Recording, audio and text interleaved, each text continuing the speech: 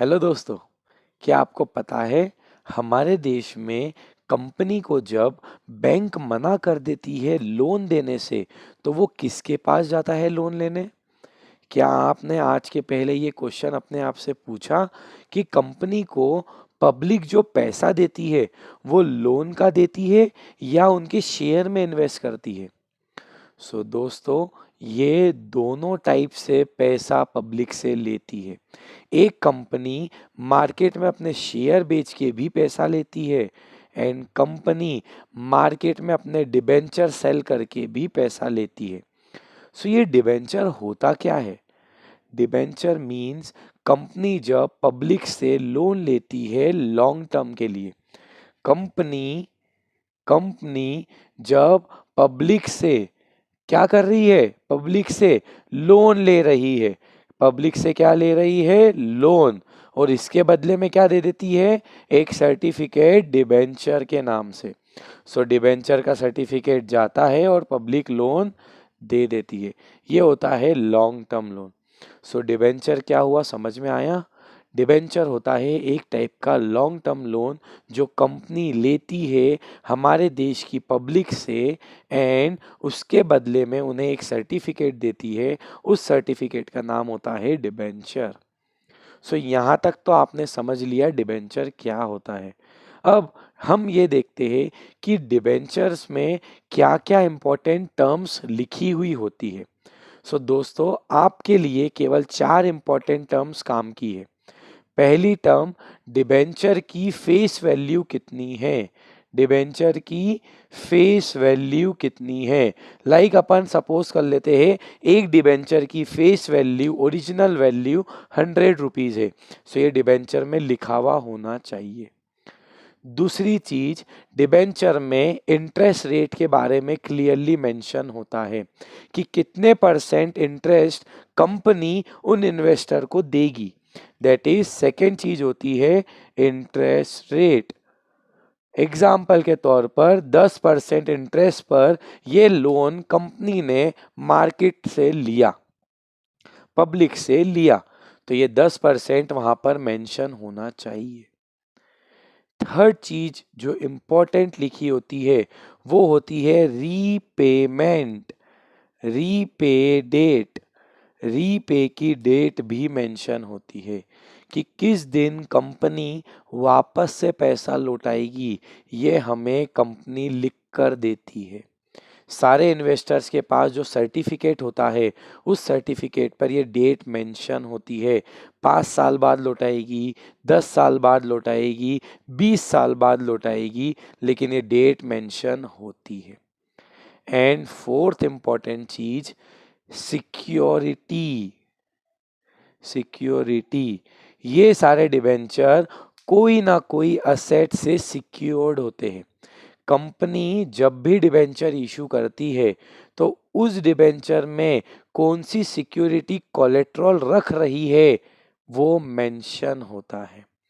दोस्तों, ये 4 इंपॉर्टेंट चीज़ें आपको डिबेंचर सर्टिफिकेट में मिलती है जब आप डिबेंचर खरीदते हो या कंपनी जब डिबेंचर बेचती है।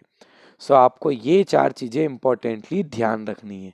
अकाउंटिंग में आपको इन सब चीज़ों का ध्यान रहता है एंड फेस वैल्यू से आप अकाउंटिंग करते हो, इंटरेस्ट से आप इंटरेस्ट चार्ज करते हो एंड रीपेमेंट पे आप कहीं ना कहीं पेमेंट देते हो।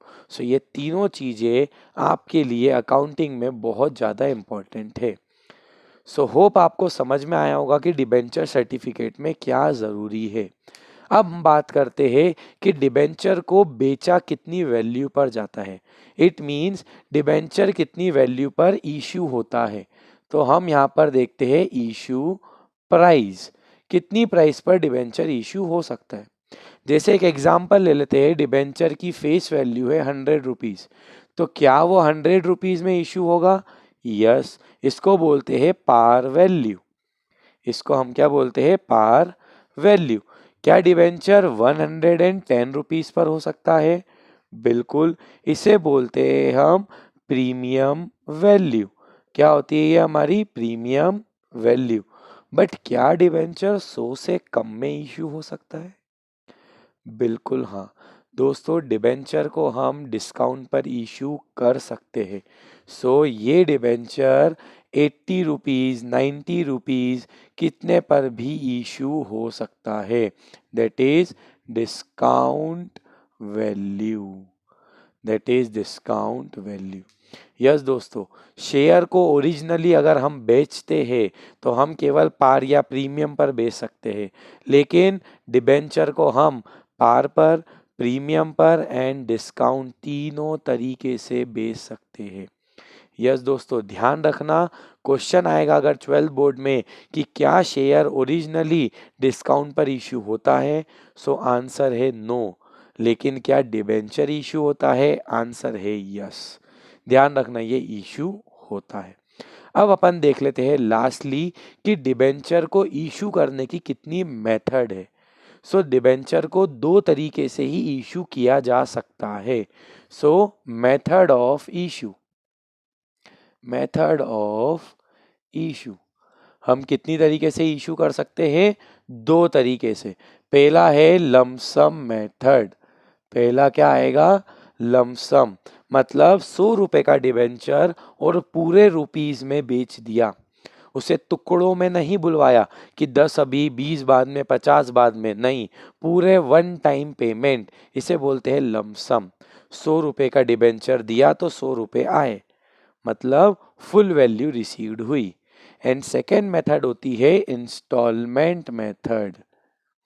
इंस्टॉलमेंट मेथड, इसमें हम 100 रुपए की फेस वैल्यू को किसी पार्ट में डिवाइड करते हैं।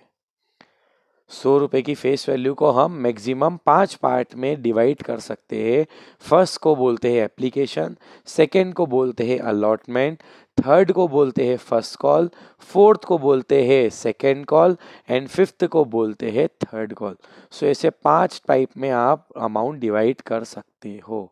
That is 50 rupees 20 rupees 30 rupees, ये तरीका हो सकता है।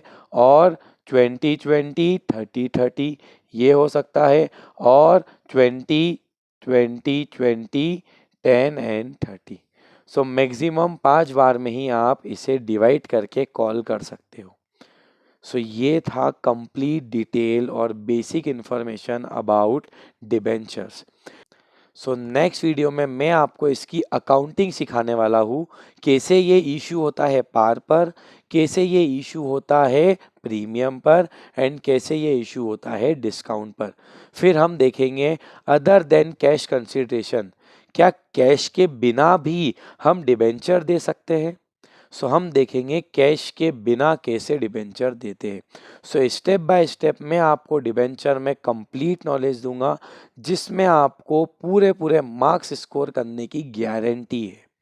एंड साथ ही साथ अगर आपको कोई भी डाउट आता है सो आप कमेंट बॉक्स में मुझे अपने डाउट भेज सकते हैं, वो कोई भी चैप्टर से रिलेटेड हो, मैं आपको वो डाउट का सॉल्यूशन बहुत जल्दी दे दूंगा।